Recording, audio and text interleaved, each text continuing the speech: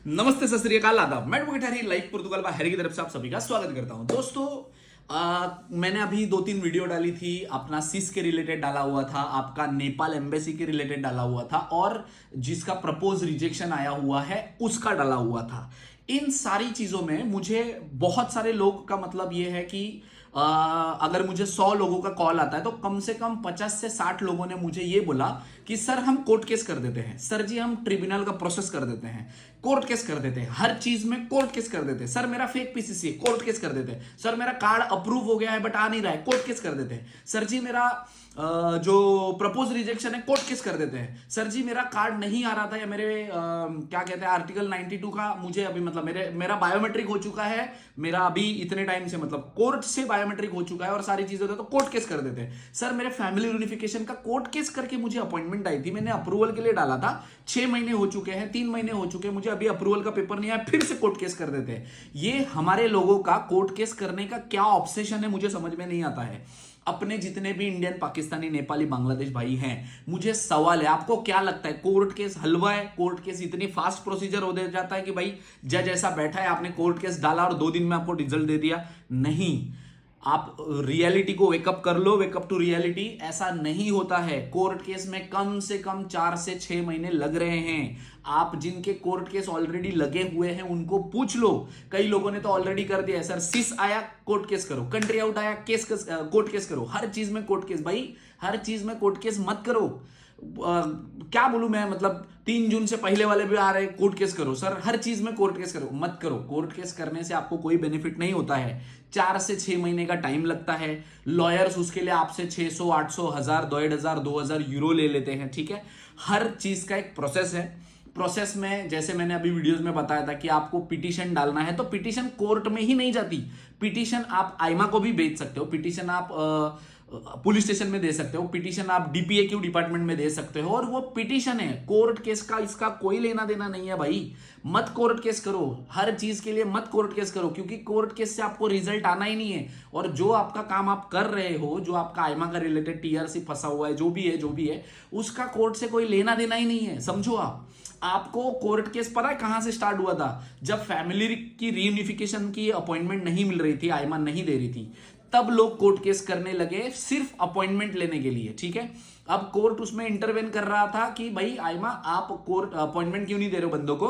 अब इसने हमसे गुहार लगाई है तो भाई हमको तो इनको अभी आपको रिस्पॉन्ड करना पड़ेगा, और कोर्ट को आईमा रिस्पॉन्ड करती थी। ये जब नया नया स्टार्ट हुआ था तब। आज के टाइम पे दुनिया के लोगों को पूछ लो, सिर्फ अपने ही क्लाइंट नहीं, जितने आप लोग, जितने में से 10 में से अगर मतलब 100 में से अगर आप देख रहे हो ना, तो मैं गारंटी लेता हूं कि 70-80% लोगों के जिनके कोर्ट केस लगे हैं, सभी का किसी का अप्रूवल हो गया रहेगा कोर्ट केस का, बट 3-4 महीने से अपॉइंटमेंट नहीं आ रही होगी। कोर्ट केस में कोर्ट केस लगाया हुआ है 6-6 महीने से, उनको कोई रिस्पॉन्ड नहीं मिल रहा होगा। भाई रिस्पॉन्ड देगा कहां से लॉयर आपका, जब आईमा ही उनको रिस्पॉन्ड नहीं कर रही, जजेस को रिस्पॉन्ड नहीं कर रही है। हर चीज में कोर्ट केस मत करो, हर चीज का सोल्यूशन कोर्ट केस नहीं है। अब वैसे भी आगे चल के अभी मैं 2-3 वीडियो बनाऊंगा जो आपको प्रैक्टिकली आपको जो फालता है, जो प्रॉब्लम है, वो उसका क्या सॉल्यूशन हो सकता है और क्या करना है, मैं हर एक वीडियो में अभी है ना मेंशन करना चालू कर दूंगा, ताकि आपको क्लियर हो जाए कि करना क्या है। किसी भी कंसल्टेंसी में चले जाओ, किसी भी लॉयर, भाई लॉयर यहाँ पे है ना ब्राजीलियन है बहुत ज्यादा, साउथ अफ्रीकन मतलब अफ्रीका के लॉयर है बहुत ज्यादा। उनको दिखता है कि यहाँ पे आपका क्या कहते हैं इमिग्रेशन में बहुत पैसा है, लोग धड़ल्ले से पैसा देते हैं आईमा के नाम पे, किसी को भी एड़ा बना लो, किसी से भी 400, 600, 800, 1000 मांग लो, वो दे देते हैं। ठीक है, इस होप में कि आपको कार्ड मिलेगा या आपका काम हो जाएगा, बट भाई वो सिर्फ आपका कोर्ट केस करते हैं, उनको बाकी इमिग्रेशन के बारे में कुछ नहीं पता होता। बहुत ज्यादातर लॉयर्स की बात कर रहा हूं जो ऑलरेडी काम कर रहे हैं इमिग्रेशन के, इसमें मैं उनके ऊपर ऑब्जेक्शन नहीं दे रहा हूं, बट 10 में से कम 6 लॉयर ऐसे आपको मिल जाएंगे, 10 में से 6 लॉयर ऐसे मिल जाएंगे जिनको इमिग्रेशन के बारे में नॉलेज नहीं है। बस आप उनको बताओ करते हो ये प्रॉब्लम, वो सीधा बोल देते भाई कोर्ट केस करो, भाई कोर्ट केस करो, क्योंकि कोर्ट केस में उनको खाली प्रोसेस डालना होता है, उनका कुछ काम ही नहीं है। बाकी आईमा देखे, जज देखे, उसको उसका पैसा मिल गया, आपको आपका कोर्ट केस का नंबर दे दिया, हो गया काम उसका। तो भाई मत कोर्ट केस करो, मत कोर्ट केस करो। हर चीज के लिए कोर्ट केस नहीं होता। जिसका जेन्युइनली इमरजेंसी होता है उसको भी कोर्ट अभी जवाब नहीं दे रही है।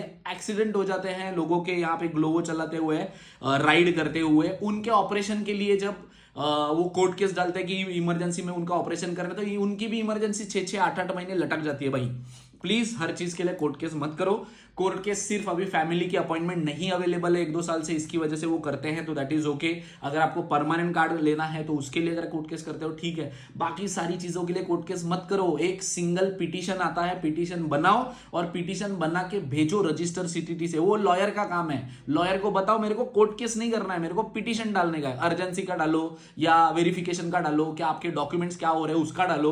आपके डॉक्यूमेंट अगर सीटीडी किए हुए थे, पहुंचे नहीं, आपका फालता था, वो आपको सबमिट करना है, तो उसके साथ पिटीशन डालो जिसका उनको रिस्पॉन्ड मिलता है। कोर्ट केस मत करो, कहां फंसे हुए हो यार, मेरे को तो समझ में नहीं आ रहा है। इतने लोग कोर्ट केस के पीछे, मत करो कोर्ट केस, बस मत करो। इससे आगे मैं कुछ नहीं बोलूंगा, बाकी आपकी जिंदगी, आपका पैसा, आपको जो करने का करो। Thank you so much.